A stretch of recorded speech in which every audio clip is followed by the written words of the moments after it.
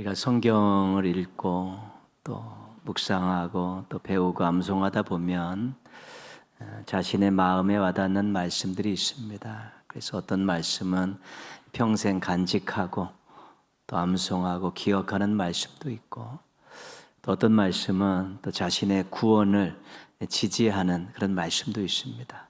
나 이 말씀을 읽으면 내가 구원받았다는 그런 사실에 확신이 생긴다, 그런 말씀도 있습니다. 저희들이 이제 신학교 가서 입학할 때는 꼭 그런 면접을 합니다. 당신의 사명을 지지해 주는 말씀은 무엇입니까? 그래서 제가 목사가 되고 선교사가 되고 무엇이 될 때 그 말씀에 지지해 주는 말씀을 가지고 있냐고 묻습니다. 그럼 또 그 말씀을 가지고 생각하고 묵상할 때마다 내가 이 사명을 감당해야겠다, 이 길을 걸어가야겠다, 그런 생각들을 더욱더 뜨겁게 하게 되는 그런 말씀입니다. 여러분 나름대로들도 또 좋아하는 말씀도 있고, 또 위로가 되는 말씀도 있고, 힘이 되는 말씀도 있고 그렇습니다. 그래서 말씀을 얼마나 많이 가지고 있느냐에 따라서 우리가 부자가 될 수 있는 것입니다. 물론 저는 재물을 많이 가지고 있어도 부자지만 말씀을 많이 가지고 있어도 부자인 것입니다. 저에게는 위로가 되는 하나님의 말씀이 있습니다. 많이 있는데 오늘 사무엘상 16장 7절에 보시면, 우리가 읽었던 부분 앞부분에 보시면 그의 용모와 키를 보지 말라, 그 말씀이 있습니다. 하나님께서 이새의 아들 가운데서 왕을 택해서 기름을 부으시겠다고 작정하시고 사무엘을 보냅니다.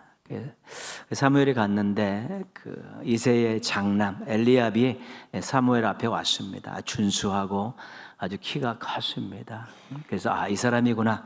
그리고 이제는 택하려고 그러는데 하나님께서 아니다고 그 말씀하시면서 뭐라고 말씀하시냐면, 키를 보지 마라. 키 가지고 판단하지 마라. 키가 절대적인 기준이 될 수 없다, 그렇게 말씀하시는 것입니다. 170이 안 되는 저에게는 큰 위로가 되는 그런 말씀입니다. 더 많은 사람에게 위로가 되는 말씀이 이어서 나옵니다. 계속 보시면 사람은 외모를 보거니와 나 여호와는 중심을 보느니라. 외모 지상주의 아닙니까? 얼마 전까지만 해도 미스 코리아 대회도 하고 막 그러지 않았습니까? 하여튼 외모가 좋으면 모든 것이 용서받고, 또 외모가 좋으면 모든 것을 다 좋게 판단되는 그런 외모 지상주의, 그 얼마나 많은 사람들이 힘들어했는지 모릅니다. 여전히 그런 분위기는 지금도 계속되지만 그래도 많이 바뀌었습니다. 이제는 어떤 그런 외적인 걸로 판단하는 것이 아니라 오직 외적인 것이 더 매력이 돼서 그것이 더 어필하고, 또 그것이 또 인기를 얻고 그런 것을 볼 때는 조금 더 성숙해 가고 있구나, 이제 그런 느낌을 가지게 됩니다. 어쨌든 하나님께서 외모를 보시지 않는다는 것은 누군가에게는 위로가 되는 것은 분명한 사실입니다. 여러분은 이 말씀으로 위로를 받는 편이십니까? 아니면 누구를 위로하시는 편이십니까? 근데 중요하지 않습니다. 내가 이 말씀으로 위로를 받던 누구를 위로하는 것, 그것보다 더 중요한 것은 하나님께서 중심을 보신다는데 그 중심은 무엇일까? 하나님께서 내 중심을 보실 때 과연 마음에 기뻐하실까? 이 생각을 우리가 먼저 해야 되는 것입니다. 하나님의 외모를 보시지 않는 것 때문에 위로받고 위로하는 게 중요한 것이 아니라 중심을 보신다 그러는데, 도대체 중심에는 무엇이 있어야 되고 내 중심에는 정말 하나님의 마음에 맞는 무언가가 있을까? 이런 것들을 우리가 고민하고 또 질문해보고 자신을 돌아보는 것이 지혜로운 것이고 유익한 것입니다. 오늘 우리가 다윗의 중심을 먼저 살펴보려고 합니다. 다윗의 중심에는 무엇이 있을까? 사울 왕이 이 블레셋과의 전쟁을 치르기에 앞서서 이 제사장 사무엘이 아직 도착을 안 했는데 번제를 드려버렸습니다. 아말렉과의 싸움에서 하나님께서 모든 것들을 다 진멸하라고 명령하셨는데 아각 왕과 좋은 것들을 남겨두었습니다. 사무엘이 와서 그것에 대해서 질타를 했죠. 그랬더니 부득이해서 제사를 드렸습니다. 하나님께 좋은 것으로 제사를 드리기 위해서 살려두었습니다. 이렇게 변명을 했지만 통하지가 않았습니다. 하나님께서 이제는 사울을 이제는 끝내시고 그의 자녀에게 왕권을 물려주지 않으시고 새로운 왕을 세우시겠다고 작정을 하셨습니다. 그래서 사무엘을 이새의 집으로 보냈죠. 그래서 그 아들들 중에서 한 명을 선택하시겠다는 것입니다. 이새의 아들 7명이 다 사무엘 앞을 지나갔는데 하나님의 허락이 떨어지지 않았습니다. 그 마지막으로 들녘에서 양떼를 지키고 있었던 다윗 막내가 이제 사무엘 앞에 왔을 때 하나님께서 그다 기름을 부어라. 그 다윗의 머리에 기름을 부으셨습니다. 왕으로 세우시겠다고 작정하신 것입니다. 이때 이 장면을 보충해 주는 그 말씀이 사도행전 13장에 나옵니다. 사울이 비시디아 안디옥에 가서 이방 설교를 하는 가운데 역사를 더듬는 가운데 나오는데 사도행전 13장 22절입니다. 패하시고 다윗을 왕으로 세우시고 증언하여 이르시되 내가 이새의 아들 다윗을 만나니 내 마음에 맞는 사람이라 내 뜻을 이루리라 하시더니, 그러니까 다윗을 보셨을 때 하나님께서 내 마음에 맞는 사람이다. 다른 성경에는 내 마음에 합한 사람이다. 내 마음에 드는 사람이다. 이렇게 번역이 되어 있습니다. 오늘 말씀으로 볼 때 하나님께서는 다윗의 외모를 보고 마음에 맞는다고 하시지 않았을 것입니다. 다윗의 중심을 보시고 마음에 맞는다고 하셨을 것입니다. 그렇다면 다윗의 중심은 어떤 것이었을까? 다윗의 중심에는 무엇이 있었을까? 우리가 이 질문을 한번 던져볼 수 있고 다윗의 행적을 쫓아가 보면서 다윗의 중심을 우리가 한번 확인할 수 있는 것입니다. 사무엘상 17장 37절입니다. 우리 같이 한번 읽겠습니다. 또 다윗이 이르되 여호와께서 나를 사자의 발톱과 곰의 발톱에서 건져내셨은즉 나를 이 블레셋 사람의 손에서 건져내시리이다. 체격도 비교가 안 됩니다. 무기도 비교가 안 됩니다. 전투 경험도 비교가 안 됩니다. 그런 골리앗과 다윗이 지금 싸움을 하려고 일전을 치르려고 준비 중에 있습니다.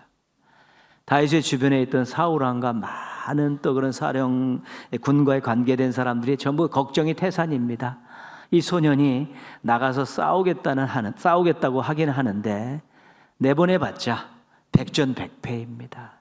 모든 면에서 비교가 되지 않는데 계란으로 바위를 치는 것 같은 그런 상황인데 나가겠다고 하니까 내보내긴 내보내는데 걱정이 아주 태산과 같습니다. 그때 다윗이 한 말이 이 말입니다. 들판에서 나를 지켜주신 하나님께서 전쟁터에서도 나를 지켜주실 것입니다. 짐승의 발톱에서 나를 구원해 주신 하나님께서 이 블레셋의 장수 골리앗의 손에서도 나를 구원해 주실 것입니다. 이것이 다윗이 전쟁에 나가면서 골리앗과 일전을 치르러 나가면서 했던 말입니다. 당당하게 조금도 주저함이 없이 했던 말입니다. 이 말 속에서는 다윗의 신앙을 우리가 볼 수 있습니다. 다윗의 신앙은 어떤 신앙이었습니까? 무한 신뢰입니다.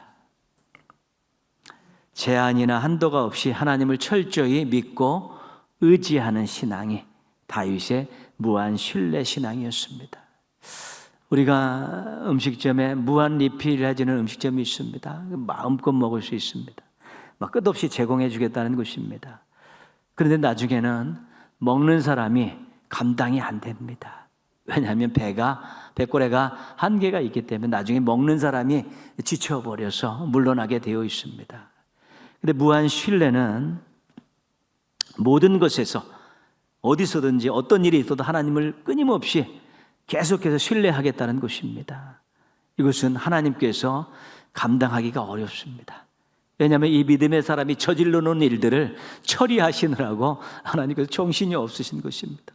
믿음을 가지고 막 해제끼고 믿음을 가지고 막 도전하고 그러니까 이 무한 신뢰를 가지고 하나님 믿고 일을 저지르니까 하나님께서 그 쫓아다니면서 그 일 다 해결하시고 그 기도 다 들어주시느라고 하나님께서 감당이 안 되시는 것입니다. 그 하나님은 무한 신뢰하는 사람들, 하나님께서 감당하기 어려운 사람들인데 다윗은 어려서부터 이런 무한 신뢰의 신앙을 가지고 살았던 그런 사람입니다. 사무엘상 24장 6절입니다. 같이 한번 읽습니다. 자기 사람들에게 이르되 내가 손을 들어 여호와의 기름 부음을 받은 내 주를 치는 것은 여호와께서 금하신 것이니 그는 여호와의 기름 부음을 받은 자가 됨이니라. 골리앗을 이긴 다윗의 인기가 하늘로 치솟았습니다. 사울이 시기가 났습니다. 좀 속이 좁은 사람이었던 것입니다. 나라를 위해서 공을 세웠는데 인기가 조금 올라간다고 시기가 들었고 한편으로는 또한 위압감이 들었습니다. 내 왕의 자리를 노리는 것은 아닌가? 내 자식에게 왕을 물려줘야 되는데 다윗이 가로채기지는 않을까? 이런 또한 위압감을 느끼면서 다윗을 위험 인물로 점을 찍었습니다. 그래서 죽이려고 계속 시도하지요. 몇 번을 걸쳐 죽이려고 했는데 다윗이 무사히 피해서 결국은 도망자의 신세가 된 것입니다. 나라에 공을 세웠는데 도망자의 신세가 됐으니까 얼마나 억울하겠습니까? 도망자라는 것이 뭐 그렇게 편하겠습니까?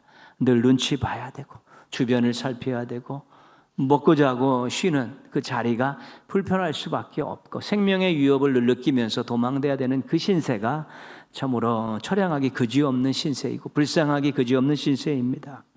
언제 끝날려나, 이 도망자의 신세가 언제 끝날려나 늘 그 마음 갖고 살았는데 어느 날 동굴에서 사울을 죽일 기회를 얻은 것입니다. 칼만 빼면 사울을 죽일 수가 있는 그런 상황입니다. 절호의 기회가 온 것이지요. 한편으로는 하나님께서 나에게 주신 기회가 아닐까? 그런 생각도 들죠. 측근들은 끝내십시다. 사울 죽이고 도망자 신세 끝내십시다. 그리고 예루살렘에 가서 왕 되십시다. 이렇게 막 조언하고 간언하는 측근들이 있었습니다.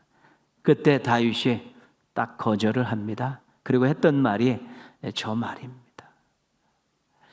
하나님께서 금하신 일이다. 하나님이 기름 부음 받은 종을 생명을 해야 하는 거 하나님이 금하신 일이다. 그리고 하나님께서 원하시는 방법이 아니다. 이런 방법을 가지고 왕이 되는 것 하나님께서 원하시는 방법이 아니다 라고 거절을 했습니다. 그 자리에서 사울을 죽였으면 고생 끝 행복 시작입니다. 그 자리에서 사울을 죽였으면 왕이 될 수 있는 것입니다. 그런데도 안 된다고 모든 것을 거절하고 거기서 조용히 물러나왔습니다. 하나님에 대한 다윗의 이런 신앙은 무엇입니까? 어떤 신앙을 갖고 있습니까? 철저한 순종입니다. 자기에게 이익이 되는 일인데도 하나님의 말씀에 어긋나면 하지 않는 것입니다. 우리가 세상에서 많은 좋지 않은 일들이 자행되고 있죠. 뇌물을 왜 줍니까? 뇌물을 왜 줍니까? 자기 이득을 챙기려는 것이고 주는 거 아니겠습니까? 왜 도둑질을 하고 사기를 칩니까? 자기의 이익을 챙기려고 그런 것입니다. 자기의 이익에 대한 열망이 너무 커져버리면 죄를 지을 수 있습니다. 범죄할 수 있는 것입니다. 자제하지 못하면 범죄하는 것입니다. 자신의 이익 때문에 신앙을 버리는 사람도 있습니다. 자신의 이익 때문에 말씀을 무시하는 사람도 있고요. 자신의 이익 때문에 하나님께 등을 돌리는 사람도 있습니다. 그 신앙 공동체 안에서도 자신의 이익에 대한 열망을 이기지 못하면 그것 때문에 가장 귀한 신앙을 잃어버리게 되는 것이고 하나님 말씀을 가볍게 여기게 되고 하나님께 등을 돌리는 일들이 생겨나게 되는 것입니다. 어떤 상황에서도 하나님의 말씀을 먼저 생각하고 순종하는 것, 철저하게 순종하는 것, 그것이 다윗의 신앙이었습니다. 자신에게 손해가 나더라도, 이익이 안 되더라도 하나님의 말씀에 먼저 순종하는 것, 이것이 다윗의 신앙이었던 것입니다. 사무엘하 7장 2절입니다. 같이 한번 읽습니다. 왕이 선지자 나단에게 이르되 볼지어다 나는 백향문 궁에 살거늘 하나님의 괴는 휘장 가운데 있도다. 사울이 가문이 몰락해서 왕이 됐습니다. 결국은 7년 반 후에는 통합 왕이 됐죠. 그래서 예루살렘을 다윗성으로 정하고 그때 하나님의 언약궤를 모셔다가 마당에다가 이렇게 천막을 치고 거기다가 이렇게 안치를 했습니다. 늘 왔다 가는데 볼 때마다 마음이 불편합니다. 자기는 백향목 궁에 좋은 곳에서 그렇게 누리며 살고 있는데 하나님의 궤가 그 천막 속에 들어가 있는 것들을 보면서 마음이 불편했다는 것입니다. 나도 하나님을 위해서 무언가를 해드렸다. 하나님이 나에게 왕조를 지어주셨는데, 왕이 되게 해주셨는데 나도 하나님을 위해서 무언가를 해드려야겠다라는 그런 마음을 가지고 하나님의 집을 져드려야겠다, 성전을 건축해야겠다, 그런 마음을 갖게 된 것입니다. 내가 하나님보다 더 대접받고 사는 것 같아 죄송하다. 먼저 나도 하나님을 위해서 무언가를 해드리고 싶다. 그런 마음이 저 마음입니다. 자기 만족에만 빠져 있으면 휘장 안에 언약궤가 보이지 않습니다.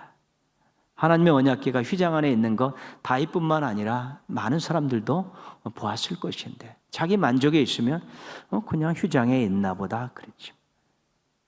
자기 만족이 아니었기 때문에 그렇습니다. 자기 행복에만 관심이 있다면 하나님께 무엇을 해드려야겠다라는 마음이 들지 않습니다. 나 행복하고 나 좋으면 그만인데, 내가 이렇게 누리는 것이 하나님 때문인데 나도 하나님께 무언가를 해드리고 싶다, 이런 마음이 들지 않는 것입니다. 그런데 다윗은 달랐습니다.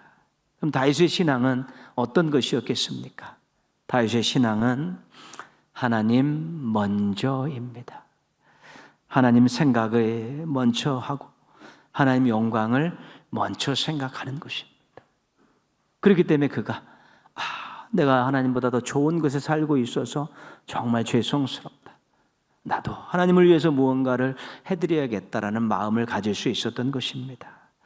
자기 먼저에는 하나님의 영광에 대한 의지가 발동할 수가 없습니다. 자기 먼저에는 하나님 말씀에 대한 관심이 들어갈 수 있는 여지가 생기지 않습니다. 자기 먼저에는 수고와 희생을 해야겠다라는 마음이 결코 생기지 않는 것입니다. 다윗이 성전 건축을 하고 많은 시편을 써서 하나님을 찬양하고 마지막 솔로몬에게 유언했던 내용들 보면 다윗이 하나님 먼저의 신앙을 가지고 있구나, 이것을 알게 됩니다. 하나님께 하나님의 집을 져드리고 싶습니다. 너는 전쟁터에 나가서 피를 많이 흘렸기 때문에 안 돼.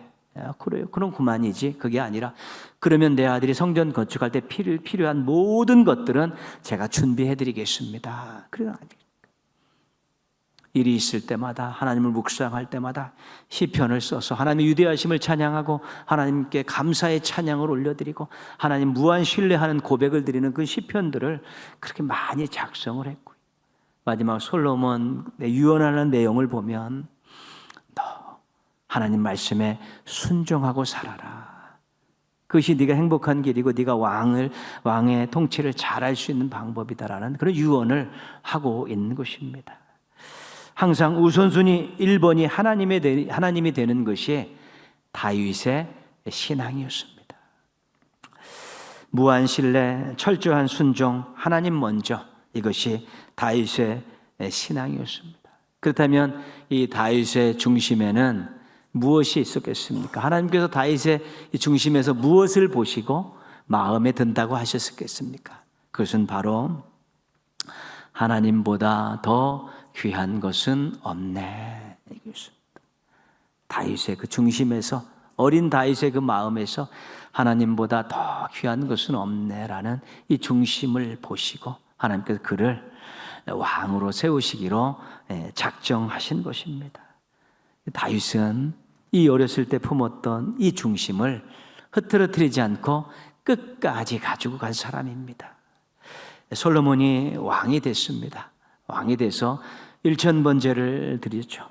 하나님이 꿈에 나타나서 내가 너에게 무엇을 해주기를 원하느냐. 하나님 맡겨주신 나라, 하나님 맡겨주신 백성들을 잘 통치하고 싶습니다. 분별력을 주십시오. 지혜를 주십시오. 그때 성경에 보면 이 간구가 하나님 마음에 맞은지라 그렇게 나와 있습니다. 솔로몬의 그 중심에 있던 하나님의 나라, 하나님의 백성들을 잘 다스리고 싶어하는 그 중심을 보시고 하나님이 마음에 맞으신 것입니다.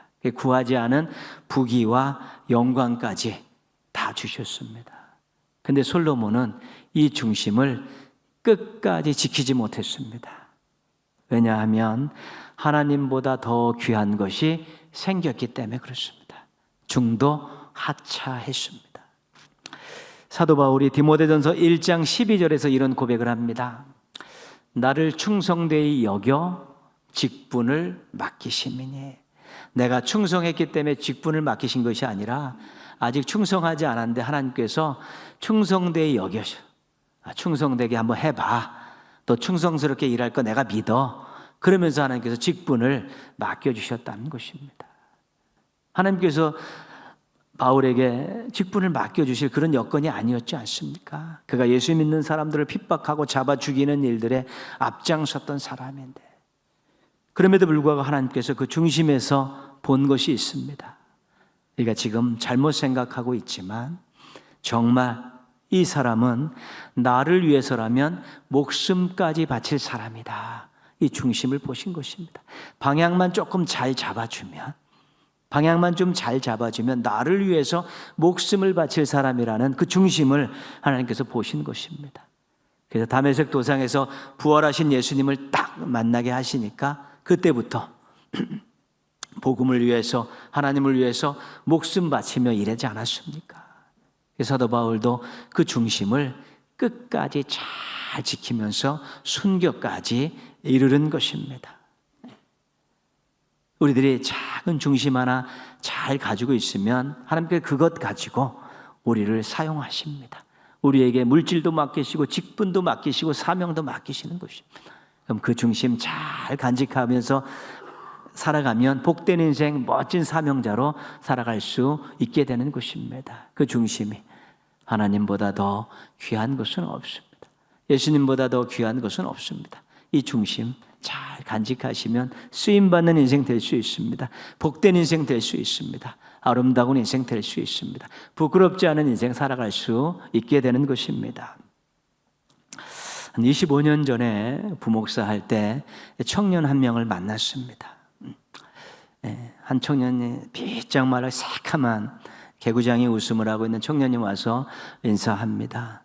제가 갔을 때는 군대가 있었으니까 제대했습니다. 그러냐고. 그 해에 이제 청년부 회장이 됐습니다. 제가 교육부서를 맡고 있었기 때문에 수양관하고 또 무슨 교회 그런 공과실 그런 거 다 책임지고 있었는데, 여름이 가까우면 한 6월 말 정도 되면 수양관에 가서 풀 다 뽑고 돌 다 제거하고 청소해야 되는 일이 있습니다. 청년회장 해야 되는데 일꾼 좀 모아봐.